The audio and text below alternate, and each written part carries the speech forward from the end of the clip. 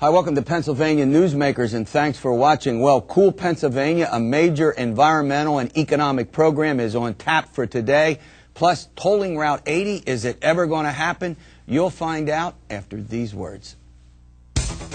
This is Pennsylvania Newsmakers, a fast-paced, unrehearsed weekly discussion with and about the leaders who shape your world. And now, here's your host, Terry Madonna. Hi, welcome back to Pennsylvania Newsmakers. Well, the state legislature left the Capitol. I won't say the governor. We don't quite know where he is. He's probably running around the state trying to figure out what to do with the plan the legislature came up with to toll Route 80. The purpose of that is to raise the money to fund badly needed roads and bridge repairs in the state of Pennsylvania, plus help out the mass transit systems in the state. To help understand all of that, our two journalists joining me today, as often is the case, is Tony Romeo from KDKA and KYW Radio, and Ben Simmoneau from WGAL News 8. Gentlemen, welcome. Good to be All here. right, Tony, let me start with you. The legislators left the Capitol. They had sealed this deal. They're going to toll Route 80 for the first time in the history of the state. They're going to increase the turnpike fares by 25% in 2009. That's pick up, ratchet up the increase. And is it all falling apart because of two congressmen in the northwestern part of the state of Pennsylvania? Well, if I were a betting man, I would say no. If I were a betting man, I would say that you will see this I-80 toll be imposed. I think what is going on with these two congressmen, first of all, of course, they are I-80 corridor congressmen. Right. And they are doing what they have to do. I mean, it's simply self-preservation, if nothing else. So they've got to speak up for their constituents who are very unhappy about this. But remember, they are Republican congressmen in a Democratic-controlled Congress, and this is a plan not concocted by, but supported by a Democratic governor. Right.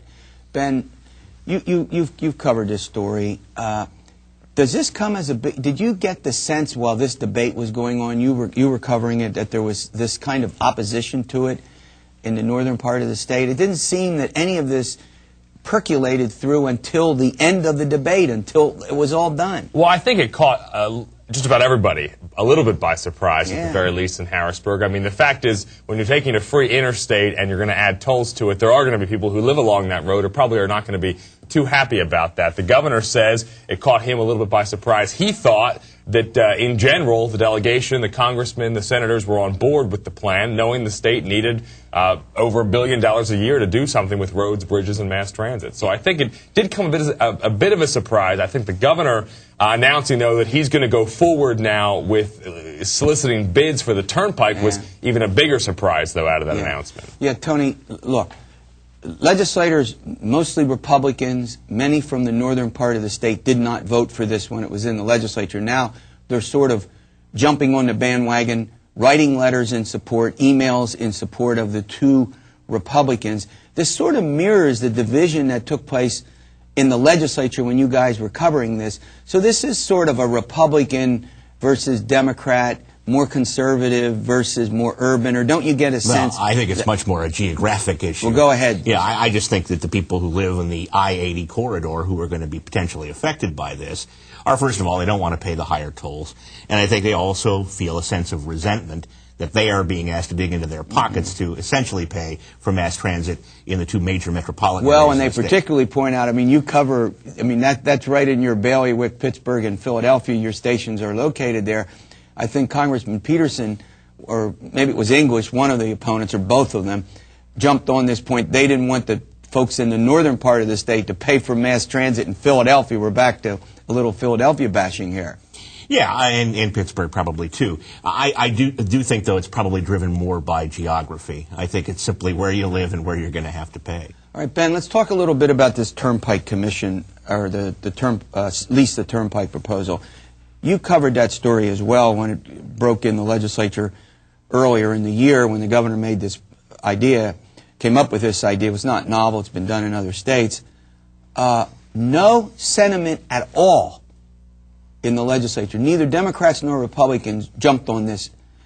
Does this seem to have any... Do you think the governor's putting this out here? What's your sense about it? I think that surprised the governor, the fact that there was such a distaste for that idea. He thought, let's maybe get our hands out of something, let the private sector do it. They might be able to do it more efficiently. Turns out the legislature says we don't know what we're getting into. We're very wary of signing away something, a huge asset that the state currently owns outright, essentially signing away for 30, 40, 50 years to an entity that we don't know what the condition of that might be when we get it back. And we don't know what we're going to have to deal with over those couple of decades as far as toll increases. Right. There's a lot of things, a lot of factors in there that I think left a lot of lawmakers very concerned. The governor says this is the easiest way, if you will, to raise the huge sums of money the state needs. I mean, the Transportation Plan Study Commission that came out said we need $1.7 billion a year minimum. Minimum. That was the bare bones to fix roads and bridges and mass transit. But it certainly gives the governor another argument to make about why the money needs to be had, and he doesn't want this delay.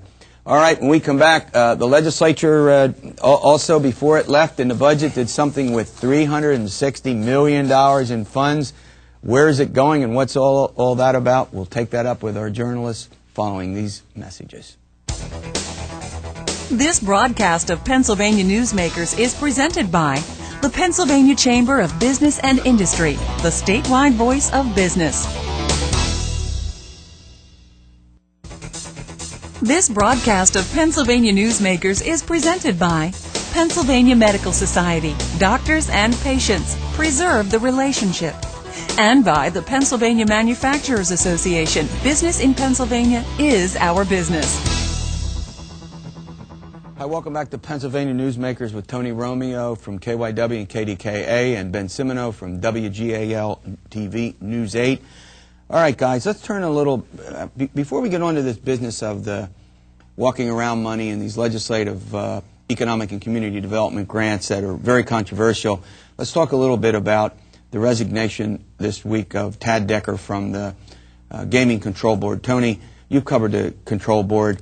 Tad Decker, somewhat controversial, but he led the, he was the man who literally led the board through this tortuous beginning and the operation stage of the whole slots operation in the state. What's your reflections on this? Well, I think certainly that his departure has nothing to do with any tumult or controversy during his tenure. In fact, I don't think it was, when you think about it, as tumultuous as it could have been. There were some problems that came up, some employees who acted out, if you will. But essentially, they made their decisions. They got these licenses issued, and without too much of a huge conflagration. It was a big job. It was a big job, but I think he is now, he feels probably that he has done that, completed that major body of work and is ready to move on. Grueling job. Ben, your reflection. I mean, it's not often that you're tasked with starting up what is essentially a massive industry in a state that's never had it before, and starting a state agency from scratch. And they now employ a couple of hundred people, I think, at the minimum. And he's been there for about, 3 years now? Almost 3 years now, and that's probably in a stressful job. I think his term just expired, too, and so... He's not seeking reappointment or anything. I think it's just, he just says, I had my term, I'm out of here now. He senses that it's the time. Yeah. All right, let's talk about this controversy over this subject called walking around money and these grants. Ben, explain, for our viewers, just sort of the details of this so they get a sense about what this is about. Walking around money, WAMs, is kind of the slang term for it. They are technically community and economic development grants that go through typically the Department of Community and Economic Development, and state lawmakers can get some input on who those are awarded to. Now, critics say this is lawmakers who are exerting their influence over an executive department. That shouldn't be. You have the two branches kind of combining, and they're essentially acting to dole out that executive money to maybe favored groups or pet groups. Right. Lawmakers say, who knows better than we do what groups in our district deserve this money? And there's an awful lot of those grants, millions of dollars in the budget every year. Yeah. Now, Tony, here's another point the critics make. Tell me whether you agree with this or not. The critics say that legislative leaders actually control the money, even though It all has to go through an executive department. Let's say you want money for a convention center, you want money for a ballpark, you want money for a cultural group in your community. Very few people have argued that these aren't good causes. It's that the leadership that has at least nominal control over it uses it to reward their own members for votes in big-ticket items. Well, the interesting thing about this is this is an issue that has been a source of controversy for decades. Nothing new. It grinds on, and it's, of course, maybe cast in a bit of a different light in the era here of so-called reform that has, just pulsated through Pennsylvania government since the pay raise and the repeal, which was in 2005. It's all an issue primarily with this matter about transparency and the process. That's right. I mean, this is a good point to end on. The problem is that when you folks and your colleagues have tried to find out who's getting the money in advance of it being spent, the caucus leaders have said, no, we're not. Go ahead, Ben. Well, yeah, the Associated Press have requested from the four caucuses, where did the money go? I mean, we know they quoted the budget secretary as saying there's $360 million that legislative leaders wanted to put back in there. Into what programs is that money being funneled through? And that's where they couldn't get an answer. Right. Is my understanding. And your point is that's the issue about the transparency. Yes, and it's interesting how little has changed with regard to this particular thing, even in light of what's happened over the last 2 years. Yeah. But I mean, I think so you've got the transparency issue, which has been hotly debated, and then you have the issue of how it's used. It's interesting that almost no one sort of criticizes where the money goes. I mean, even conservatives who aren't wild about it have said, well, most of these projects are worth doing. The question is, there's no criteria for it. No competitive bidding process right. that critics say there should be. I mean, are these projects that are getting money strictly doing so because they happen to know their state lawmaker very well? Yeah. All right, that's it for this segment. When we come back, Cool Pennsylvania, what is that all about? You'll find out after these words. This broadcast of Pennsylvania Newsmakers is brought to you by Pennsylvania Credit Union Association. Pennsylvania Credit Unions, where people are worth more than money. To find a credit union that is right for you, check out ibelong.org. And by the Energy Association of Pennsylvania, Pennsylvania's energy information source. This broadcast of Pennsylvania Newsmakers is presented by the State System of Higher Education. 14 state-owned universities. The state system is the largest provider of higher education in Pennsylvania. And by the Hospital and Health System Association of Pennsylvania, working towards a healthy Pennsylvania. Hi, welcome back to Pennsylvania Newsmakers. Joining me now is John Hanger. He's the president of Pennfuture. Pennfuture, Pennsylvania Future. Pennfuture works. Pennfuture works, but it's really about Pennsylvania's future. I got it. John Hanger used to be a member of the Public Utilities Commissioner. He was a Public Utilities Commissioner. John, let's talk a little bit about Cool Pennsylvania. First of all, what is it? Well, it's a little education effort that Pennfuture has launched with many other allies around the state to bring attention to the issue of global warming. Talk about the future, and you have to actually talk about what's happening with our climate. Admittedly, the changes that are occurring now are real, but they're relatively modest. But if you look down the road about 50 years, and so if you have a kid who's 8, 9, 10, by the time they're 60, we're talking about a state with a completely different climate. Here's two quick facts. We're talking about a state that would have 30 days a year where the temperatures are over 100 degrees. Now, that's a rare day in Pennsylvania right now. We have a handful of days where the mercury gets over 100 degrees right now. But we're talking about, within a relatively short period of time, the lifetimes of our children, living in a state where the mercury is over 100 degrees 30 days a year. We're essentially talking about changing our present climate and having a significant change so that it will be much more like Louisiana and Alabama. Well, okay, so the goal itself is to change some of the environmental and energy-related practices in the state. Right. We want to keep Pennsylvania cool. That's a good. I like that. That's a good. Cool Pennsylvania. Has, you know, double entendre there. Right. You know, the brook trout is a symbol of Pennsylvania, and by the way, it only survives in cold water. Yeah. We have a lot at stake here in addressing how we make our energy, not just because of reliability and economics, but also what kind of state we're literally going to have in a relatively short period of time. Let's talk about some of the specifics of what you think the Pennsylvania government needs to do. Obviously, some of this is, you know, going to have to do with what Congress does, what incentives, but let's literally talk about some of the things.